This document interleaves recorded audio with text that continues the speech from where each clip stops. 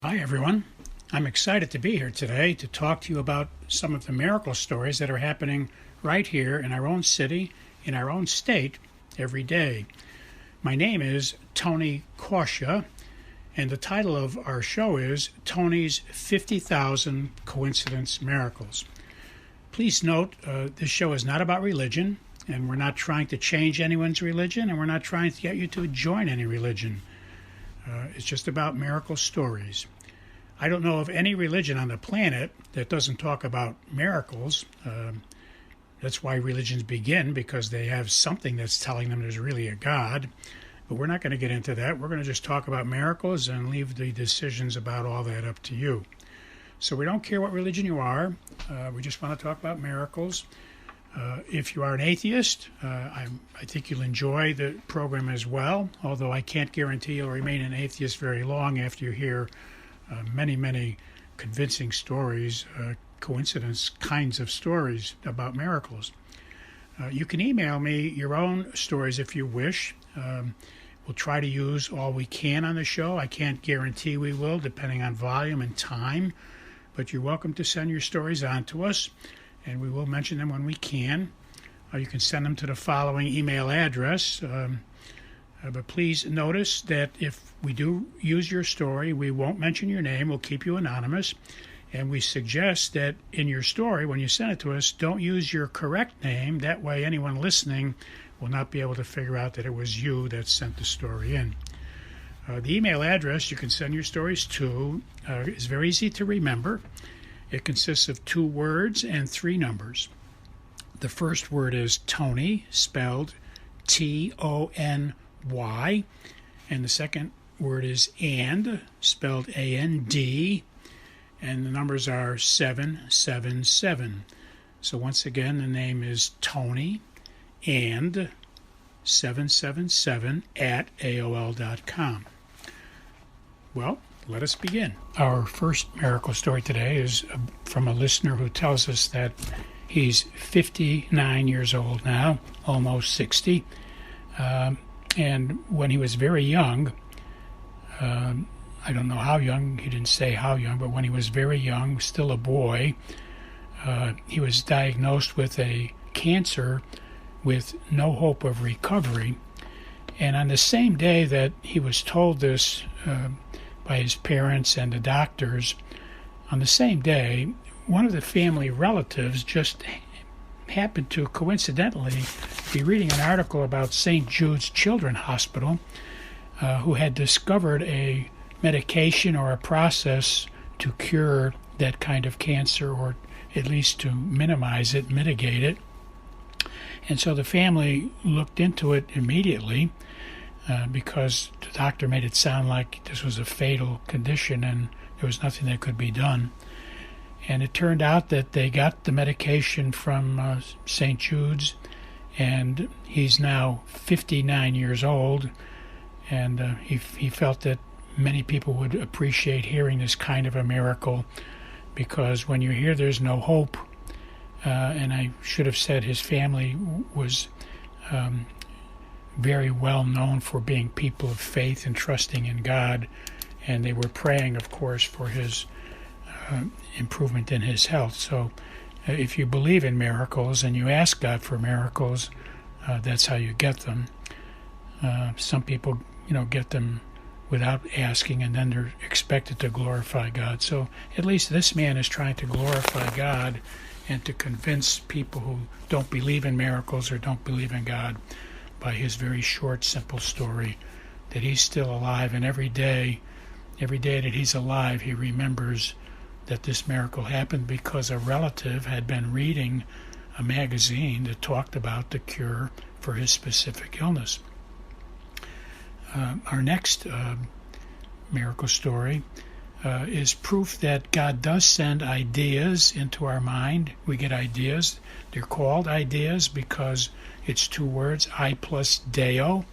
And when you get an ideo, you mean you're getting a thought from God. Just like when you get an inspiration, you mean you're getting a thought from God. So this miracle proves that God does send us inspirations and ideas. I was out passing out cards about my book one day, and I came upon a couple of men, and we started talking. They were friends, obviously, and we started chatting about things. We were similar in age, the three of us, and we were doing some reminiscing, etc. And so I handed them a card in the process about the book. I told them I've written 2 books and I have a weekly radio show. And so I was telling them about it, and they asked me what it was about, and I told them I've experienced miracles every day in my life for the last 54 years, and God has inspired me to write the books and start the radio show and to pass out cards and some other things like television and radio lectures and a lot of presentations at churches and schools, etc.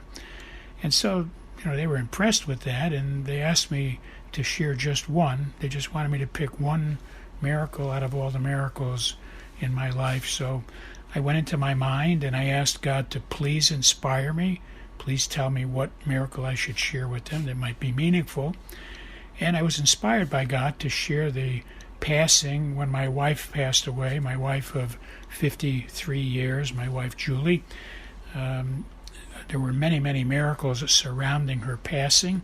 If you read our book, there's something like, I think, 10 miracles surrounding her passing, all clear indications that there were 10 miracles happening all around that sad event. Certainly, it was a sad event, but in any event, if you read the story of my wife, she passed away at 4:44 in the morning. So I stressed the fact that she did pass away at 4:44, and I shared the 10 miracles surrounding that one event, that we had clear evidence that she had gone to heaven by things that had happened. For example, me and my children often simultaneously wake up at 4:44 in the morning since then, and my wife has passed away now 7 years ago.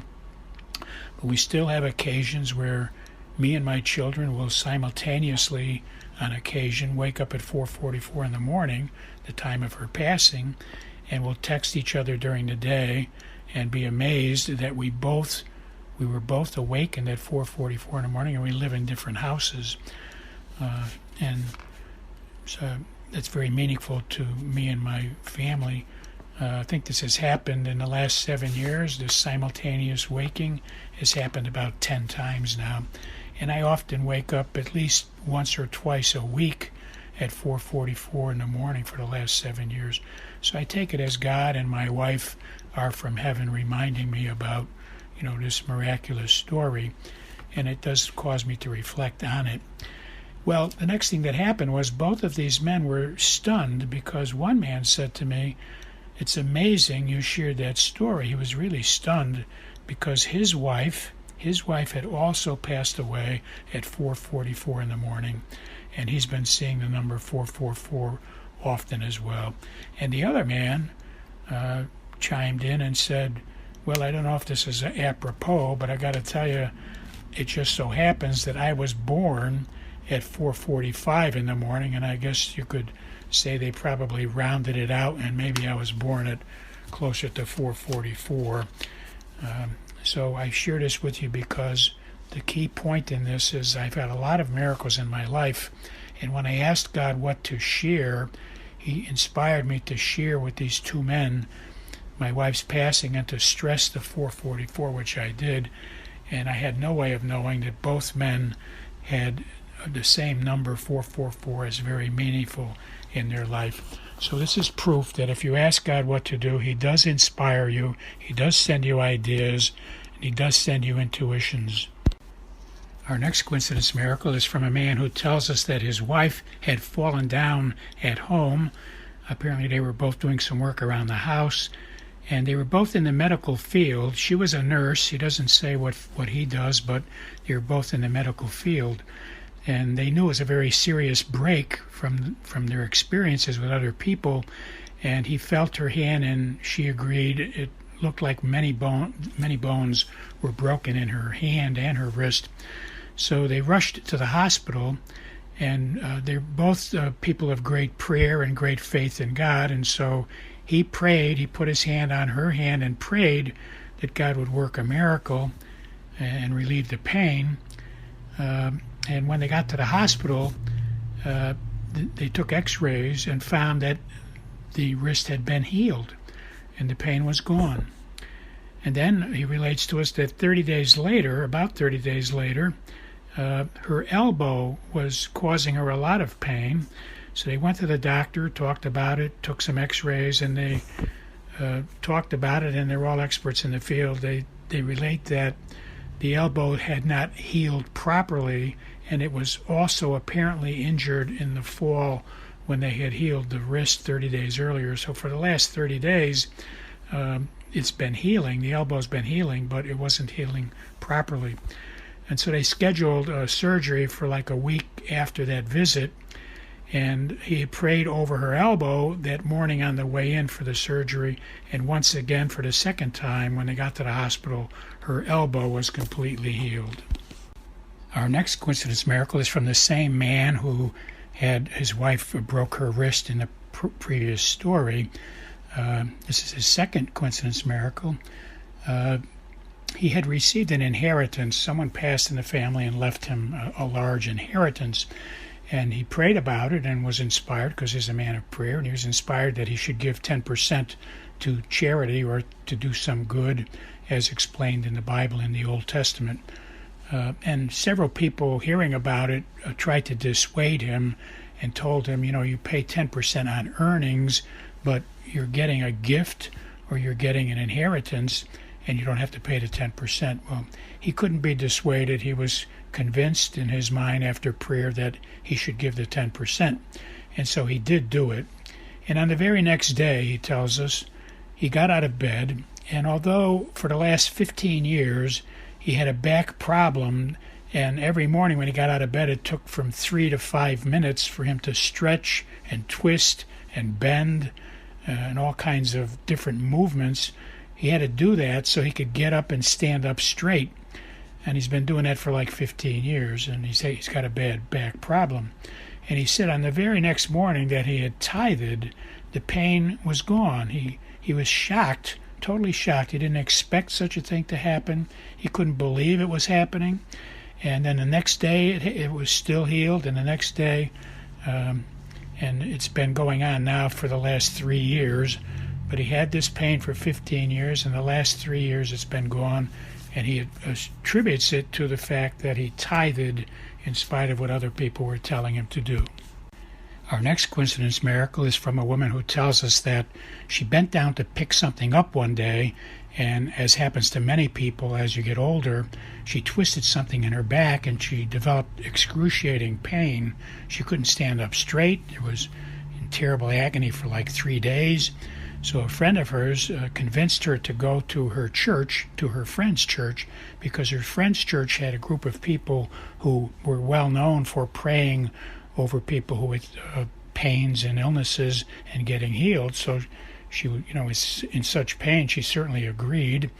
And she went to her friend's church with her friend, and the group was praying over her, but one person put her hand right on the spot where it hurt, and she had not told anybody where the excruciating pain was coming from. So the fact that this woman put her hand exactly on the right spot was something that she noticed. And then she noticed later, after she was healed, the pain went away during that prayer service. And she noticed that the person who put their hand on her back when the pain went away had the same first name as a relative of hers who had just passed away a week before. And she has not had any pain now for the last 5 years. This has been a great week, proving to us that praying for healing does work. God bless you all. I'll talk to you next week.